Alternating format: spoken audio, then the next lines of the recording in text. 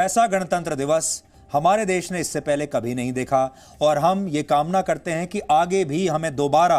ऐसा गणतंत्र दिवस कभी देखने को ना मिले। लेकिन अगर आप लोग चाहते हैं कि दोबारा आपको ये दिन देखने को ना मिले तो आपको भी कुछ करना पड़ेगा। आपको भी अपनी अपनी रज़ाइयों से बाहर निकलना पड़ेगा और कुछ सोचना पड़ेगा। हम आपको ये नहीं कह रहे कि आप घर से बाहर निकलकर हिंसा कीजिए, हम आपको ये नहीं कह रहे कि आप भी लाल किले पर चढ़ जाइए, लेकिन एक समझदार नागरिक की तरह सोचिए ज़रूर। और ये जो पूरी की पूरी टीम है, ये जो पूरा तंत्र है जिसको हम गणतंत्र आज कह रहे हैं, इसे बस आपको पहचान लेना है। इसका एक हिस्सा टीम का वो है जो मैदान पर उतरकर लड़ रहा है, उत्पात फैला रहा है, कर रहा है, वो ये लोग हैं जो आपके स्क्रीन पर हैं। लेकिन इन लोगों के कुछ हैंडलर्स हैं जो अपने घर बैठे अपने मोबाइल फ़ोन से, इंटरनेट से इन लोगों को हैंडल करते हैं, इन लोगों को भड़काते हैं, इन लोगों को आदेश देते हैं, इन लोगों को मेडल बांटते हैं और पूरी दुनिया को बेवकूफ़ बनाते हैं फेक न्यूज़ फैलाकर। दुर्भाग्य की बात यह है, इनमें से बहुत सारे वो लोग हैं जिनके वेरीफाइड अकाउंट्स हैं, यानी ब्लू टिक वाले वेरीफाइड अकाउंट्स हैं, क्योंकि इनमें से बहुत सारे लोग पत्रकार हैं, बहुत सारे लोग संपादक हैं। ये वो लोग हैं जो अपनी पोजीशंस का दुरुपयोग कर रहे हैं, ये लोग अपने प्रोफेशन का दुरुपयोग कर रहे हैं और ये अपने ही देश को तोड़ने की कोशिश कर रहे हैं, क्योंकि इन लोगों को ऐसा लगता है ये वही जमात है जो पहले मुग़लों के साथ मिल गई थी, ये सोचकर कि अगर हम मुग़लों के साथ मिल गए तो हम अपने लोकल दुश्मनों को निपटा देंगे और उसके बाद हमारा राज आ जाएगा। ये इस लालच में ये मुग़लों के साथ मिल गए थे, फिर ये अंग्रेज़ों के साथ मिले क्योंकि इन्हें ये लालच था कि अपने लोकल दुश्मनों को, अपने ही देश के जो इनके दुश्मन हैं, इनके कॉम्पिटिटर्स हैं, इन्हें हम निपटा दें अंग्रेज़ों के ज़रिए, फिर हमारा राज आ जाएगा, फिर हम आराम से बैठेंगे। और अब ये फिर से एक बार उन्हीं लोगों के साथ मिल गए हैं जो इस देश को तोड़ना चाहते हैं, क्योंकि ये सारे वो लोग हैं जो ईर्ष्या की जलन में जल रहे हैं। अभी ये ईर्ष्या की आग में जल रहे हैं क्योंकि इनका शासन चला गया, क्योंकि ये सत्ता में नहीं रहे और ये अच्छी तरह से जानते हैं कि जिंदा रहने के लिए सिर्फ शरीर नहीं बल्कि अपनी पूरी दुकानदारी चलाने के लिए इनका सत्ता में वापस लौटना, इनके आकाओं का सत्ता में लौटना बहुत ज़रूरी है। और असल में ये ओरिजिनल गोदी मीडिया है और ये गोदी मीडिया जब इनके खिलाफ कोई आवाज़ अपनी बुलंद करता है उसे गोदी मीडिया कहने लगते हैं। आज ये फेक न्यूज़ फैलाई गई कि ट्रैक्टर परेड के दौरान पुलिस की फायरिंग में एक किसान की मौत हो गई और इस फेक न्यूज़ को फैलाने में हमारे देश के बड़े बड़े टीवी संपादक, टीवी के एंकर्स, वेरीफाइड अकाउंट वाले, एक पूर्व मंत्री और कुछ और पत्रकार भी शामिल थे। इन लोगों ने देश को भ्रमित करने की कोशिश की, आप सबको भ्रमित करने की कोशिश की और ट्विटर पर यह दावा किया कि पुलिस की गोली लगने से एक प्रदर्शनकारी किसान मारा गया और इनको लगा कि अब तो हमारी कहानी बन गई, अब हमारी कहानी खड़ी हो गई है, अब हम देखते हैं कि कौन हमारे सामने आता है। लेकिन जब हमने इस दावे की जांच की तो हमें एक वीडियो मिला। ये वीडियो दिल्ली के ITO इलाके का है जहां आज पूरे दिन हिंसा हो रही थी और इस वीडियो में आप देख सकते हैं कि जब एक किसान ट्रैक्टर पर बैरिकेड तोड़ने की कोशिश कर रहा था तो ये ट्रैक्टर उस समय पलट गया और इस ट्रैक्टर के नीचे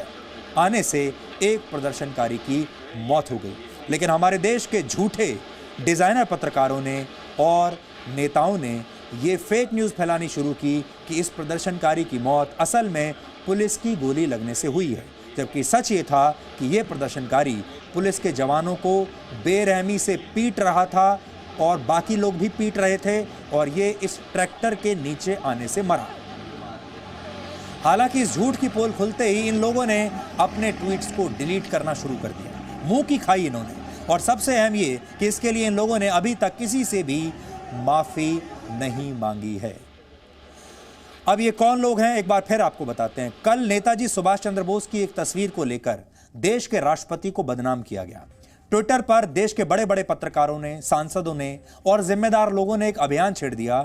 कि राष्ट्रपति ने नेताजी सुभाष चंद्र बोस के नाम पर एक अभिनेता की तस्वीर का राष्ट्रपति भवन में अनावरण कर दिया। कल नेताजी सुभाष चंद्र बोस की एक तस्वीर राष्ट्रपति भवन में लगाई गई, वो पोर्ट्रेट लगाया गया और इन लोगों ने एक फेक न्यूज़ फैलाई, वो ये कि ये जो तस्वीर है ये असल में एक अभिनेता की तस्वीर है जिसने एक फिल्म में सुभाष चंद्र बोस का रोल किया था, ये उनकी असली तस्वीर नहीं है। ये कहकर भारत के राष्ट्रपति की बदनामी करने की कोशिश की, राष्ट्रपति भवन को नीचा दिखाने की कोशिश की और झूठी खबर फैलाई, वो तो अलग। और इन लोगों ने नेताजी सुभाष चंद्र बोस तक को अपने लिए इस्तेमाल कर लिया, उन्हें भी नहीं छोड़ा, जबकि ये पूरी तरह से झूठ था। जब इस झूठ की पोल खुली और पता चला कि यह झूठ है तो इन लोगों ने ट्वीट्स को डिलीट कर दिया और इन्होंने सोचा कि किसी को पता नहीं चलेगा। सोचिए, ये लोग यहां भी अपनी जिम्मेदारी लेने से भाग रहे हैं और वही के वही लोग, ठीक वही लोग जिन्होंने कल सुभाष चंद्र बोस पर अपना ट्वीट डिलीट किया, आज इस नई ट्रैक्टर रैली पर फिर से झूठी खबरें ट्वीट करने लगे और अब इन्होंने रोज का धंधा बना लिया है। मैं आज इन लोगों का नाम नहीं लेना चाहता, लेकिन मैं जानता हूं आप सब लोग ये अच्छी तरह से जानते होंगे कि ये लोग कौन हैं। इन्हें कौन कौन से चैनल पर आप टीवी पर देखते हैं, कौन कौन से अखबारों में इनके लेख पढ़ते हैं, इनके नाम क्या हैं, इनके चेहरे क्या हैं। इसलिए इस टीम को आपको पहचानना होगा। और आज हम देश के सुप्रीम कोर्ट से यह अपील करना चाहते हैं कि उसे किसानों के नाम पर, नेताजी सुभाष चंद्र बोस के नाम पर फेक न्यूज की फैक्ट्री चलाने वाले इन लोगों पर सुओ मोटो एक्शन लेना चाहिए, क्योंकि इन लोगों ने देश का बहुत नुकसान किया है। उन लोगों पर कार्रवाई जरूर करनी चाहिए सुप्रीम कोर्ट को जिन्होंने नेताजी सुभाष चंद्र बोस के नाम पर इस देश के राष्ट्रपति की छवि को खराब करने की कोशिश की, राष्ट्रपति भवन की छवि को खराब करने की कोशिश की और नेताजी को भी बख्शा नहीं अपनी टुच्ची राजनीति के लिए। और हम, क्योंकि ये सारे लोग वो हैं जो सुप्रीम कोर्ट को तो मानते नहीं, ये संसद को भी नहीं मानते, ये लोकतंत्र को भी नहीं मानते, ये किसी की नहीं सुनेंगे, हम ये बात जानते हैं। सुप्रीम कोर्ट भी इनसे कुछ कहेगा, हमें नहीं लगता कि ये उसकी बात भी मानेंगे। ये भी बड़ा दिलचस्प रहेगा वैसे कि सुप्रीम कोर्ट आज के हंगामे पर अब आगे क्या कहता है। क्या सुप्रीम कोर्ट अब भी ये कहेगा कि इनसे बातचीत की जाए? क्या सुप्रीम कोर्ट अब भी ये कहेगा कि इन किसानों से हमदर्दी के साथ डील किया जाए? पर हम ये जानते हैं कि ये लोग लोकतंत्र में हमने जो व्यवस्थाएं कायम की हैं उनमें से किसी की नहीं मानेंगे, क्योंकि ये लोग अब ट्विटर पर राज चलाते हैं, ये लोग फेसबुक पर, सोशल मीडिया पर राज चलाते हैं और उसी के जरिए नकली और फेक न्यूज़ फैलाते हैं। इसलिए आज हम ट्विटर से ये अपील करना चाहते हैं कि वो फेक न्यूज़ फैलाने वाले इन पत्रकारों, इन नेताओं और इन बुद्धिजीवियों पर एक्शन ले और इनके अकाउंट्स को वो तुरंत बंद कर दे, और ये एक्शन लेना बहुत ज़रूरी है।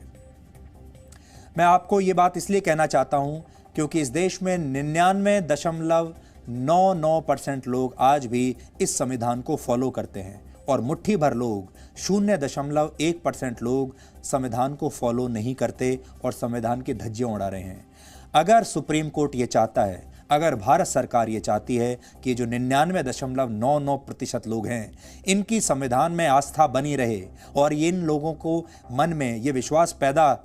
रहे